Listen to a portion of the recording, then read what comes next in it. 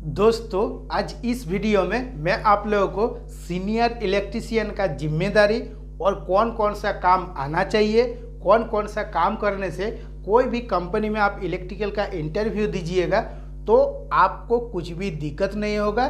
Interview देने के बाद आपको आराम से ड्यूटी ज्वाइन हो जाएगा, ये भी आपको पता होना चाहिए। क्योंकि दोस्तों, हम हो या कोई भी, जितना सारा मेरा दोस्त है, पहले हेल्पर ही करना पड़ता है, उसके बाद जूनियर इलेक्ट्रीशियन बनते हैं, उसके बाद आपका सीनियर बन जाते हैं, और बीचों बीच में जो जूनियर नहीं बनता है, डायरेक्ट आपका सीनियर बन जाता है, तो बहुत सा चीज़ आपका मिस हो जाता है। और जो मिस हो जाता है, कोई ना कोई कंपनी में जब आप ड्यूटी कीजिएगा तो कुछ ना कुछ देखिएगा धोखा हो जाएगा। लेकिन स्टेप बाय स्टेप जब आप सीढ़ी में चढ़िएगा तो कभी भी आपसे गलती भी नहीं होगा और अच्छा एक्सपीरियंस बनेगा। जैसे कोई भी पेड़ में देखिएगा, हम लोग जब चढ़ते हैं तो क्या होता है, नीचे से ही ऊपर जाते हैं। ऊपर से अगर नीचे आना पड़ेगा तो डायरेक्ट कूद जाएंगे तो क्या होगा, हाथ पैर टूट ही जाएगा ना। लेकिन जो नीचे से लेके स्टेप बाय स्टेप चढ़ के ऊपर उठा है तो उसको तो पता है कि हमको नीचे उतारना किस तरह है। तो इसी टाइप से दोस्तों मैं स्टेप बाय स्टेप आप लोगों को समझाऊंगा। पहले दोस्तों मैं आप लोगों को 1 नंबर पॉइंट के बारे में बताऊंगा। चाहे आप इंडक्शन फर्नेस में ड्यूटी कर रहे हैं, rolling mill, power plant, block mill, चाहे कोई भी कंपनी में आप XYZ में ड्यूटी कर रहे हैं, सीनियर जब आप बन जाते हैं तो शुरू में ही आपको एक चीज़ ध्यान में रखना है। जब भी आपका नाम लिखा जाएगा तो देखिएगा SR पहले ही लिखा जाएगा। SR का मतलब होता है सीनियर, ठीक है। इसके बाद ही लिखा जाएगा कि आप इलेक्ट्रीशियन हैं, ठीक है। तो पहले ही देखिएगा SR लिखने के बाद इलेक्ट्रीशियन लिखेगा, मतलब आप सीनियर इलेक्ट्रीशियन हो गए। और जो जूनियर इलेक्ट्रीशियन होता है उसमें देखिएगा JR पहले ही रहेगा, उसके बाद इलेक्ट्रीशियन है। तो इस जगह में दोस्तों दोनों बिल्कुल अलग अलग है। तो आपका जो इलेक्ट्रिकल का एक्सपीरियंस है वो भी अलग अलग होना चाहिए। जूनियर इलेक्ट्रीशियन में क्या होता है, जैसे मैं बताया हो कि reverse, forward, doll connection, start, delta, ये सब तो आना चाहिए, ठीक है। लेकिन जब आप सीनियर हो जाइएगा, एकदम आपके अंदर कॉन्फर्म होना चाहिए कि हाँ हमको ये सब चीज़ आता है। जैसे जूनियर इलेक्ट्रीशियन के लिए मैं स्टार्ट, डेल्टा, उसके बाद रिवर्स, फॉरवर्ड, डॉल कनेक्शन सारा चीज़ बताया हूँ, ठीक है। सेम टू सेम इसमें जूनियर इलेक्ट्रीशियन को जो डाउट रहेगा या कोई हेल्पर नया काम सीख रहा है उसको जो डाउट रहेगा, सीनियर इलेक्ट्रीशियन को टोटली सारा डाउट क्लियर करना है। कोई एक मोटर को आप कनेक्शन कर रहे हैं, चाहे आप जूनियर इलेक्ट्रीशियन को बोल दिए कि कनेक्शन कीजिए, कनेक्शन किया, अब मोटर घूम नहीं रहा है, स्टार हो रहा है, मतलब स्टार में जब चालू कर रहे हैं, डेल्टा जैसे ही हो रहा है तो बंद हो जा रहा है। तो इस जगह में आपको जूनियर इलेक्ट्रीशियन को समझ में आ नहीं रहा है कि क्या हो रहा है। उस जगह में सीनियर इलेक्ट्रीशियन जाके उस फॉल्ट को ठीक भी करेगा और कनेक्शन को सही भी करेगा। अब किस तरह कनेक्शन सही करना है इसके ऊपर मैं वीडियो बना के ऑलरेडी आप लोगों को समझाया हूँ। तो सीनियर इलेक्ट्रीशियन जब हो जाइएगा, ऐसे स्टेप बाय स्टेप बहुत सारा पॉइंट रहता है। जैसे EOT ओवरहेड क्रेन हो गया, पाम हाउस हो गया, इंडक्शन फर्नेस का जो पैनल होता है, या आप रोलिंग मिल में ड्यूटी कीजिएगा तो देखिएगा आपका DC मोटर रहता है, AC मोटर भी रहता है। जो DC मोटर रहता है इसमें आपका क्या होता है, देखिएगा एक आर्मेचर का वाइंडिंग होता है जिसमें आपका AA लिखा रहेगा। AA का मतलब क्या होगा, आर्मेचर वाइंडिंग। और 2 नंबर में मैं बता देता हूँ, एक होता है आपका फील्ड का वाइंडिंग। तो इसमें जो आपका ये DC मोटर है, तो इस मोटर का कनेक्शन आपको किस तरह से करना है, इसके बाद आर्मेचर का जो आप इंसुलेशन रेजिस्टेंस वैल्यू चेक कीजिएगा वो हमारा कितना होना चाहिए, जो आपका फील्ड वाइंडिंग है इसका वैल्यू कितना होना चाहिए। ये जितना सारा पॉइंट है सारा चीज़ आपको जानना पड़ेगा। और कोई भी कनेक्शन खोलने से पहले चाहे आप फोटो खींच के रख लीजिए या आप देख के रख लीजिएगा हमको कनेक्शन किस तरह करना है।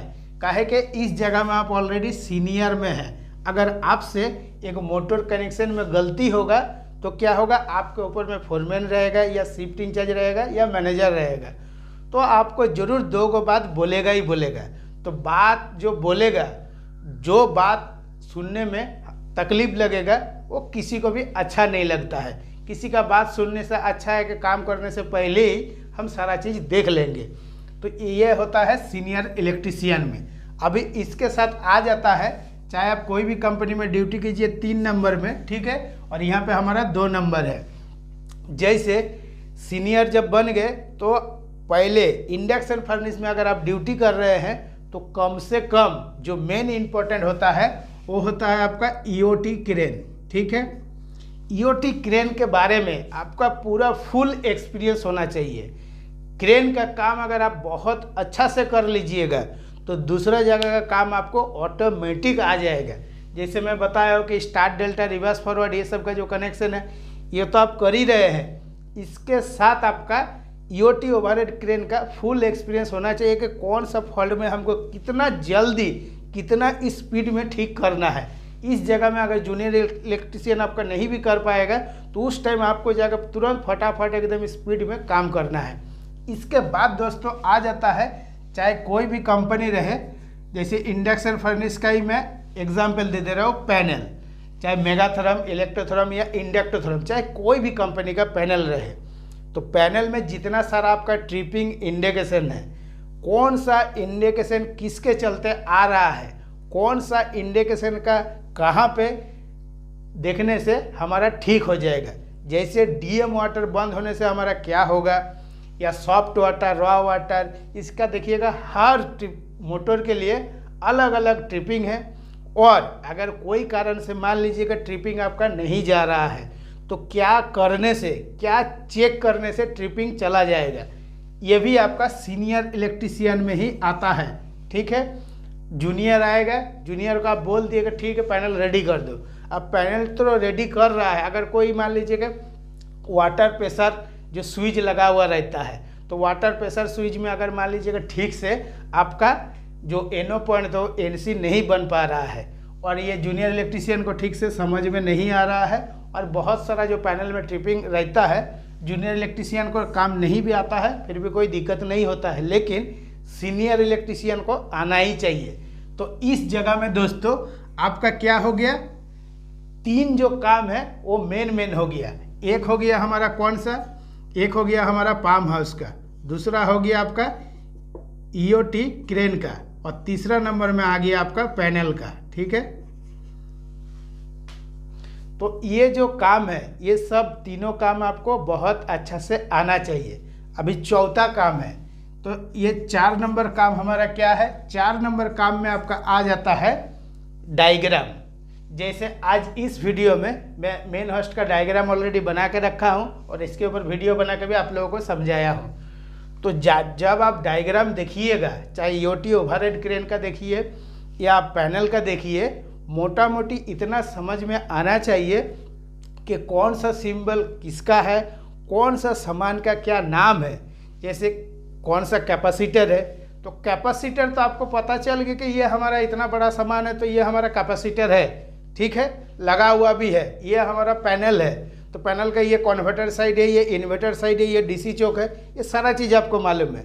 लेकिन आपको मेन चीज़ के ऊपर बहुत अच्छा से ध्यान में रखना है, क्योंकि दोस्तों जब आप इलेक्ट्रिकल का इंटरव्यू दीजिएगा तब आपसे पूछेगा, क्या पूछेगा कि आपका अगर 10 टन का पैनल था तो उसमें जो कैपेसिटर लगा हुआ था वो कितना माइक्रोफैराड का था या कितना kVAr का था।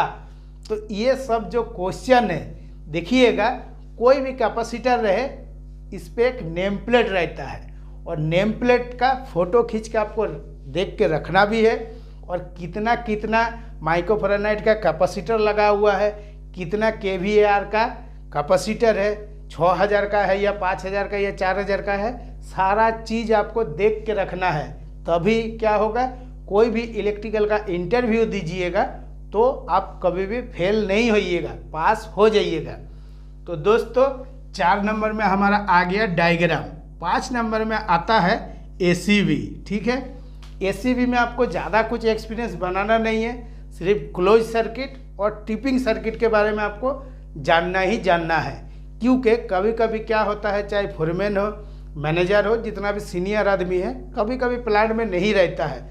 तो जब नहीं रहता है उस पीरियड में आपको तो प्लांट को चलाना है, तो अगर कोई कारण से एसीवी ट्रिप हो गया तो आपको जाके चेक तो करना पड़ेगा कि क्या हुआ नहीं हुआ। उसके बाद क्या होता है, जब आप फ़ोन करके बताइएगा, चाहे मैनेजर हो या फोरमैन को, तो ज़रूर कुछ ना कुछ सॉल्यूशन बताएगा ही बताएगा कि ऐसा ऐसा करो, उसके बाद आपका पैनल चालू कर दो।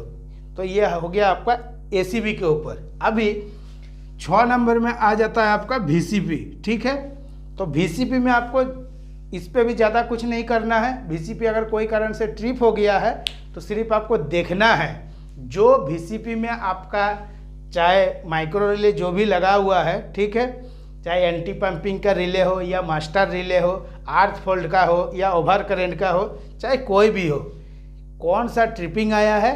और रीसेट करने से पहले आपको ध्यान में रखना है कि जो हमारा ट्रिपिंग आया ओवर करेंट के लिए, तो इसको हम क्या कर सकते हैं, रीसेट करके चालू कर सकते हैं। लेकिन इस जगह में अगर आपका आर्थ फॉल्ट का ट्रिपिंग आएगा तो आप जल्दी चालू नहीं कर पाइएगा, क्योंकि अंदर से डर आ जाएगा कि यह आर्थ फॉल्ट का ट्रिपिंग है। उस टाइम चाहे आप सीनियर से बात करके ही काम कीजिएगा या खास करके देखिएगा वीसीबी में अगर कुछ फॉल्ट आएगा तो चाहे फोरमैन करेगा या आपका मैनेजर करेगा।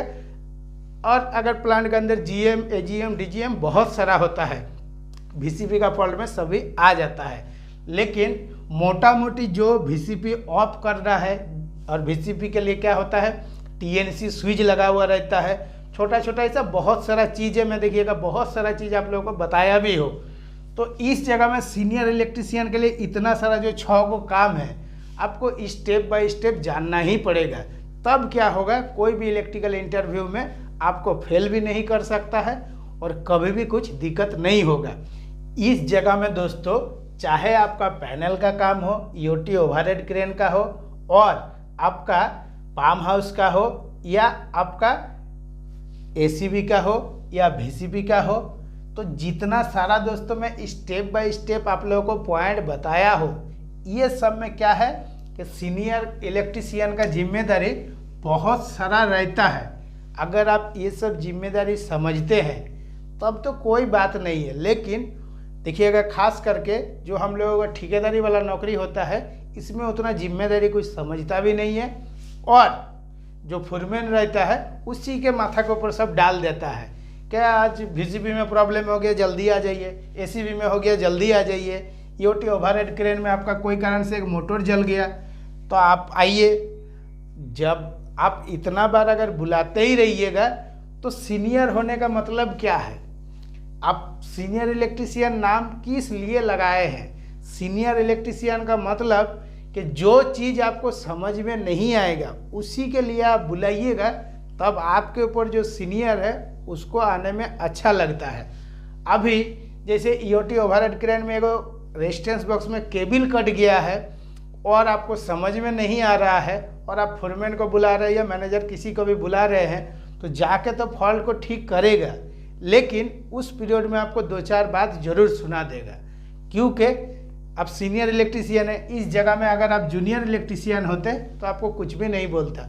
बहुत सा कंपनी में क्या होता है, जूनियर इलेक्ट्रिशियन लेके भी प्लांट चलाया जाता है। जब देखिएगा कोई भी ओकेशन रहता है, चाहे दुर्गा पूजा हो, काली पूजा हो, या आपका होली रहे या छठ पूजा रहे, तो उस टाइम देखिएगा जूनियर इलेक्ट्रिशियन है प्लांट चला रहा है। लेकिन फिर भी जूनियर रहते हुए भी 2 गो 3 गो करके सीनियर भी है। तो सीनियर का जो काम होता है, इसी तरह दोस्तों स्टेप बाय स्टेप आपको समझना है। अगर आप नहीं समझते हैं और कोई भी कंपनी में इलेक्ट्रिकल का इंटरव्यू देते हैं, तब जितना सारा पॉइंट मैं आपको बताया हूँ, इसी में से देखिएगा कुछ ना कुछ जरूर पूछता ही रहता है। खास करके सीनियर होने के बाद ये जो आपका ईओटी ओवरहेड क्रेन है, इसका तो बहुत अच्छा एक्सपीरियंस होना चाहिए कि कुछ भी क्वेश्चन पूछेगा तुरंत आप मतलब कितना हम बोलेंगे फटाफट या स्पीड में, तुरंत स्पीड में आपको जवाब देना है। और ईओटी ओवरहेड क्रेन से आपका ज़्यादातर क्या पूछता रहता है कि प्रोडक्टिव पैनल का आप डायग्राम बनाइए, या मेन होस्ट पैनल का डायग्राम बनाइए, या ग्रेविटी लिमिट आपका किस लिए लगा हुआ रहता है, रोटरी लिमिट स्विच किस लिए हम लोग लगाते हैं, ईओटी ओवरहेड क्रेन का आपका 10 गो सेफ्टी पॉइंट का नाम बताइए, कौन कौन सा हमारा सेफ्टी पॉइंट लेना चाहिए। तो इसी टाइप से दोस्तों देखिएगा कुछ आपका इलेक्ट्रिकल इंटरव्यू का वीडियो भी मैं बनाया हूँ, अगर देखे नहीं तो ज़रूर देख लीजिएगा। तो ये जो सीनियर इलेक्ट्रिशियन है, सीनियर इलेक्ट्रीशियन का जिम्मेदारी इतना सारा रहता है। अगर ये सब मेंटेन करके आप चलते हैं तब तो आपको कुछ भी दिक्कत नहीं होगा, और कभी भी कोई भी कंपनी में आप ड्यूटी कीजिएगा कुछ भी दिक्कत नहीं होगा। और दोस्तों, चाहे आप इंडक्शन फर्नेस में ड्यूटी कर रहे हैं या पावर प्लांट में कर रहे हैं, रोलिंग मिल में कर रहे हैं या आप ब्लॉक मिल में कर रहे हैं, तो कम से कम जैसे इस जगह में मैं मेन होस्ट का डायग्राम बना के आपको समझाया हो, ठीक है, आपको इतना कम से कम आना चाहिए कि जब हम डायग्राम देखेंगे, ठीक है, डायग्राम देखेंगे तो डायग्राम हमको देखना किस तरह है और डायग्राम का सिंबल किस तरह दिया हुआ रहता है, तब क्या होगा, चाहे कोई भी कंपनी रहे, अगर डायग्राम आप ठीक से देख लेते हैं तो कोई भी कंपनी में काम कर लीजिएगा। क्योंकि दोस्तों ऑलरेडी तो आपके पास प्रैक्टिकल एक्सपीरियंस है, प्रैक्टिकल एक्सपीरियंस के साथ साथ जब आप डायग्राम को मिलाइएगा तो ऑटोमेटिकली काम करने में कुछ भी दिक्कत नहीं होगा।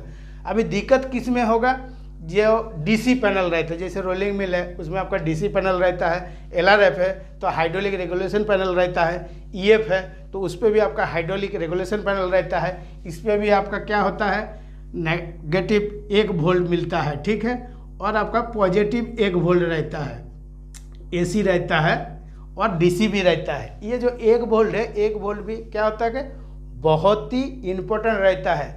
इसमें क्या होता है, 1 वोल्ट में आपका जो सोलेनॉइड वाल्व रहता है ना, इसको ऑपरेटिंग किया जाता है।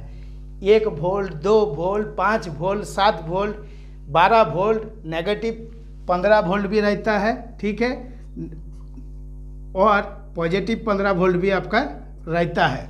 सब एसी रहता है, कोई कोई जगह में आपका डीसी भी रहता है। स्टेप बाय स्टेप मैं आप लोगों को बताऊंगा। तो आज के वीडियो के लिए दोस्तों इतना ही। अगर वीडियो अच्छा है तो लाइक शेयर कमेंट जरूर कीजिएगा और चैनल को सब्सक्राइब कीजिएगा। नेक्स्ट मैं आप लोगों को शिफ्ट इंचार्ज का काम के बारे में बताऊंगा और फॉर्मल लेवल का भी काम के बारे में बताऊंगा। जय हिंद।